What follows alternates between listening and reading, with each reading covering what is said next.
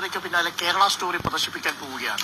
രാജ്മോഹൻ ഉണ്ണിത്താൻ, താങ്കൾ പറഞ്ഞതുപോലെ ക്രിസ്ത്യൻ ബെൽറ്റുകളിൽ ആക്രമണം നടത്തുന്ന സംഘപരിവാറിന് അനുകൂലമായ ഒരു സിനിമാ പ്രൊപ്പഗാൻഡയെ ഇടുക്കി രൂപതയും താമരശ്ശേരി രൂപതയും പ്രോത്സാഹിപ്പിക്കുന്നത് ശരിയാണോ? ഞാൻ പറഞ്ഞല്ലോ, അതിനൊക്കെ അവരോടല്ലേ ചോദിക്കേണ്ടത്. ഞാൻ നിങ്ങളോട് കാര്യം പറയാം. ഞാൻ നിങ്ങളോട് പറഞ്ഞല്ലോ, ഈ 3-4 കാര്യത്തിൽ എന്റെ നിലപാട് വ്യക്തമാണ്. അസന്നിഗ്ധമായി ഞാൻ പറഞ്ഞു.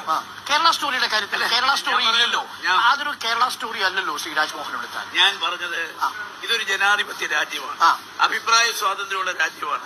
എല്ലാവർക്കും അവരുടേതായ അഭിപ്രായമുണ്ട്. അത് പ്രകടിപ്പിക്കുന്നതിന് ആർക്ക് കയറി തടയാൻ പറ്റും? ഇടുക്കി രൂപതയ്ക്കും താമരശ്ശേരി രൂപതയ്ക്കും അതുണ്ട്.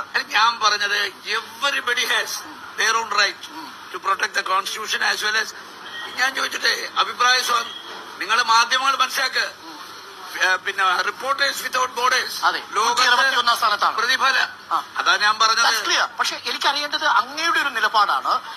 കാസർഗോഡ് മണ്ഡലത്തിൽ UDF